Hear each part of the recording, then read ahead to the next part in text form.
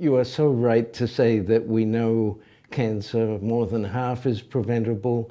The gap between that knowledge and implementing effective programs is really an embarrassment for public health and cancer prevention more broadly. The barriers include the actual health system being somewhat call it disorganized, not with a system of flow from if it's screening to diagnosis and treatment. It tends to take each behavior one at a time. So one day you may get a message, if you're lucky, from a primary care provider, general practitioner, about smoking, another time about diet, and it's actually all got to be integrated into wellness.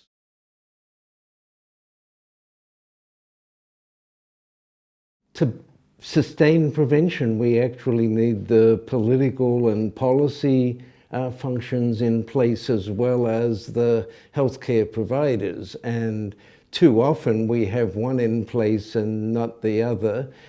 Think of tobacco, where we need policies around taxation, access, advertising, as well as access to smoking cessation. So smoking cessation often has a provider component, obviously taxation, advertising. You look around the world, countries have dramatically different ways of responding to the absolute richest evidence that these strategies work. So it's really bringing the political will, social awareness, and providers all together with regulation. Whether it's legislation or other ways of implementing policy, just having a policy that says everyone can go and get screened doesn't mean that everyone runs off and gets large bowel screening.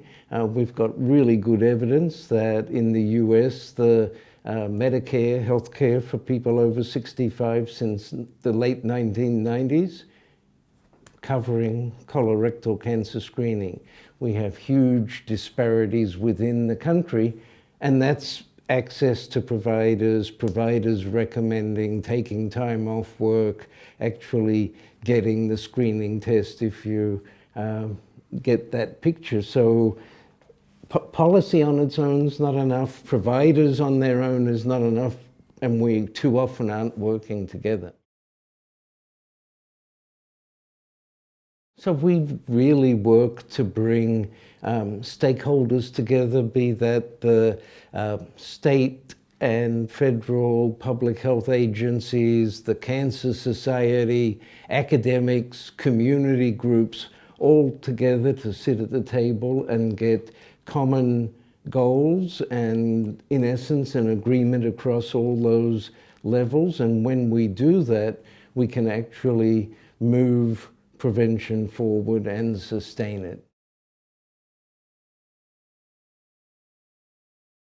I actually stepped back and again, we can look at IARC reviews and come out to a diet with more fruits, vegetables, fiber, whole grains, and avoid weight gain. The energy balance issue, to me, is one of the dominant pieces that gets lost when we go off and fight over which fat is best, or is it fiber, is it fruits and vegetables.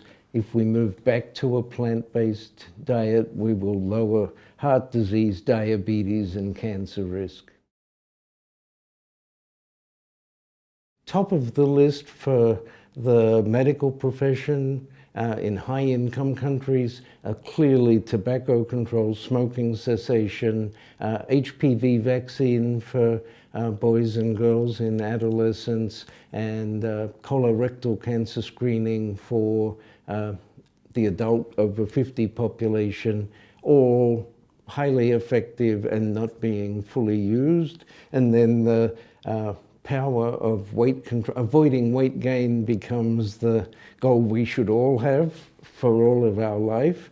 And so promoting physical activity and balancing diet, moving to actually a more plant-based, less red meat diet will be a real strategy to sustain health and avoid cancer. For colorectal cancer, it can go close to 40 to 50% reduction in incidence and mortality from colorectal cancer. For breast, it's a smaller benefit, but a clear benefit. And for cervical cancer, we've got the balance of vaccine for the younger generations, but continuing either Pap smear or now HPV testing for women through middle age. I think we really have to move prevention to top of the list. It should be the first way we fight cancer. A cancer avoided is one we don't need to treat, and we know how to prevent the majority of cancer, but we aren't acting on that. So moving this up to top of the list is absolutely the way, and smoking's really the best place to start.